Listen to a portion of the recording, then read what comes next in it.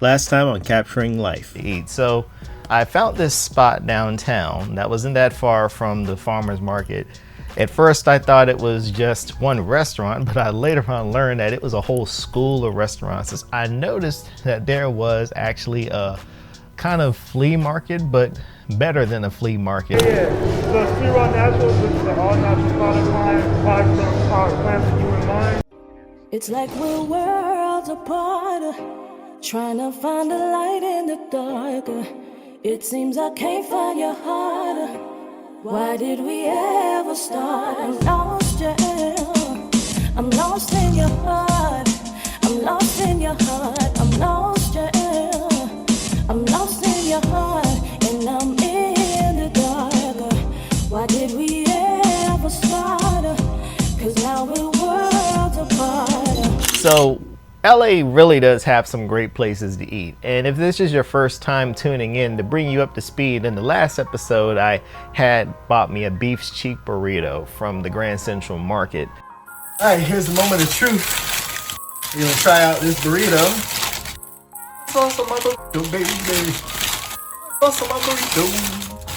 It's really thick, really fat, looks like a Chipotle burrito, but when you bite into it, man, the taste of that beef's cheek is really distinct. It's really good, and it's hard to kind of describe it.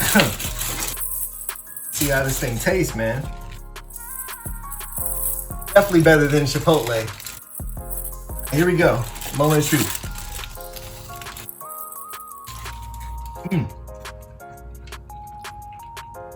Yes, sir, this is pretty good.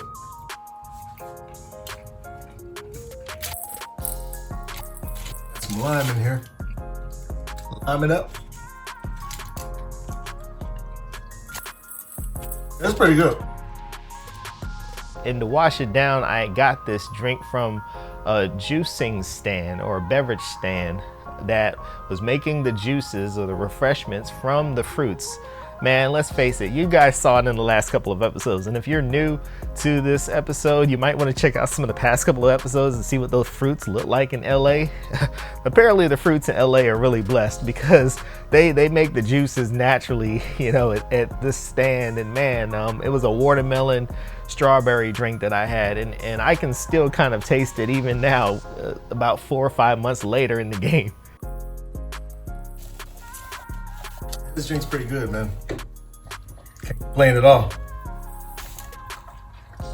So after I had my lunch, I did have to do a little work. At the end of the day, I am a full-time content creator outside of YouTube. That's what I do for my profession. And the hotel room became a little makeshift studio for me. I spoke with management. They were cool about me moving the bed, so I'm not just renegade moving beds without permission. I'm not that type of person. Nah, matter of fact, it's interesting, but the beds actually had wheels on the bottom of them anyway, and they moved with no problem. And if you're not familiar with who I am, you know, that's what I do. I do commercial ads for businesses, organizations, entrepreneurs, and you know, it's what's been paying my bread and butter, and it's been treating me pretty well.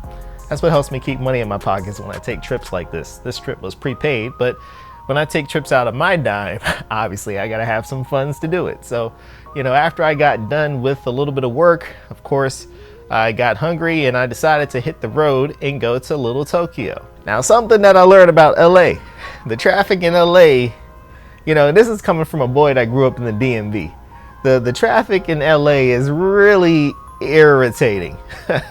and I say that a little humbly, because the traffic in DC, Maryland, and Virginia can get hectic at times, but I just don't know how to describe this traffic in LA, man. I mean, it's really unique. So real quickly, a quick history lesson about Little Tokyo and why it's a go-to destination. If you're not familiar with Los Angeles, California, Little Tokyo is a business district that is dedicated to Japanese Americans, and it's been a historic location for many people to visit.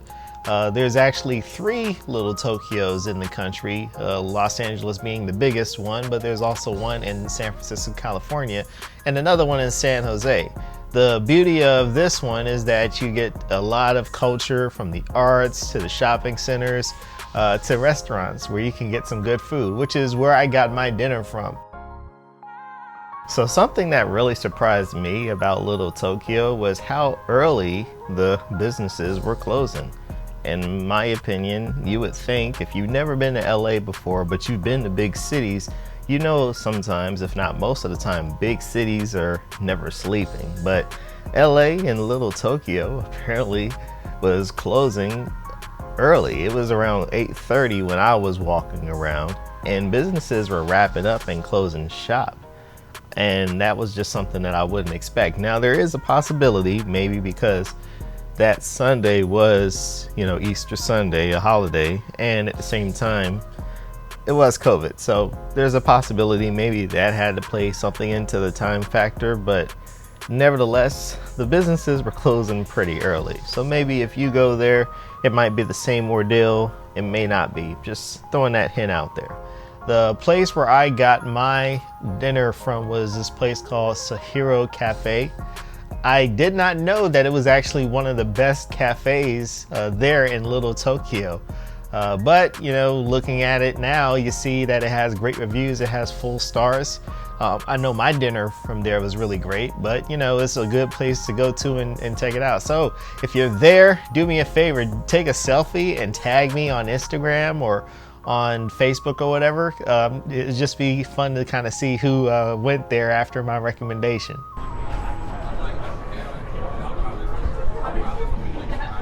No bills over 20.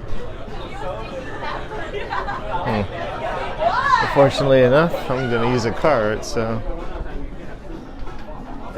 you know my philosophy, and if you don't know it, I'm gonna reiterate it. My philosophy is really simple: to try something that I would not be able to eat at home. I mean, if I go to a Japanese district, the biggest Japanese district in North America, I'm not gonna get, I don't know, General Tso chicken. I mean, that's not even Japanese, but I mean, nah, man, I'm gonna break some barriers and I'm gonna try something out different, you know. And when I walk in there, it's definitely some barriers because it's some things in English in there, but there's a good majority of stuff in there that's written in Japanese. About 75% of everything in there is in Japanese writing. And I was even just naturally concerned that maybe they may not even speak English in here, you know, but luckily they did. And all I really could go off of when I was picking my dinner was the pictures, because the titles of the dishes were in English, but everything, the description of the food was in Japanese. So, you know, it's kind of like a thing where that's what it's called, but you don't know what's in it. So, you know, that's just how I roll, just wanting to capture life, create visions. That's my motto. I live by that. Interesting thing, fun food fact, and this is probably something that I'll add on to other episodes going on in the future. So something that caught my eye in the menu was this dish called Hamburg steak. Now, interesting fact for you. So here in America, we know Hamburg as hamburger, you know, between the two buns. But, you know, if you go to Japan, you know, you will see the Hamburg, what we know as the hamburger, as, you know, an actual gravy marinade steak. You know, like we call it hamburger steak if we were to go to restaurants here, if it's not in a bun. But if you go to Japan, it's going to be known as the Hamburg steak. And originators of the hamburger is the Germans, actually. Just doing a little research there. Fun food fact for you.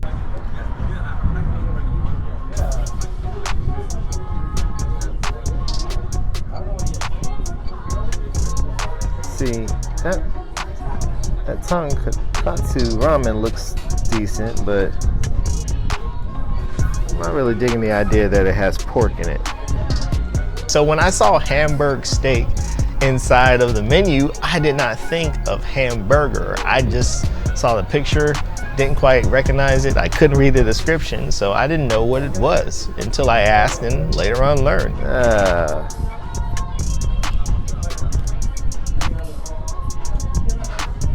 House special stir-fried eggplant, bell pepper. Popular dishes. Well, I guess I might try that Hamburg steak. I just don't know what it is. I'm gonna have to ask him. But that's it right there. That definitely looks different. Well, let's go for it. Let's see what we got here.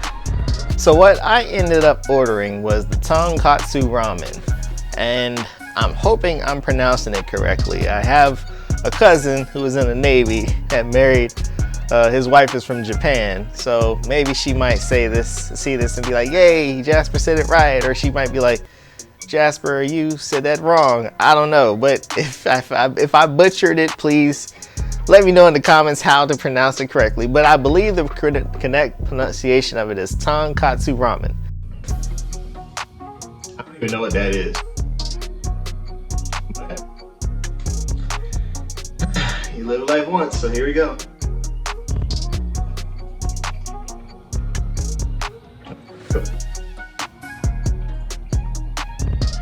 Honestly, it tastes like imitation crab meat. That's being pitched.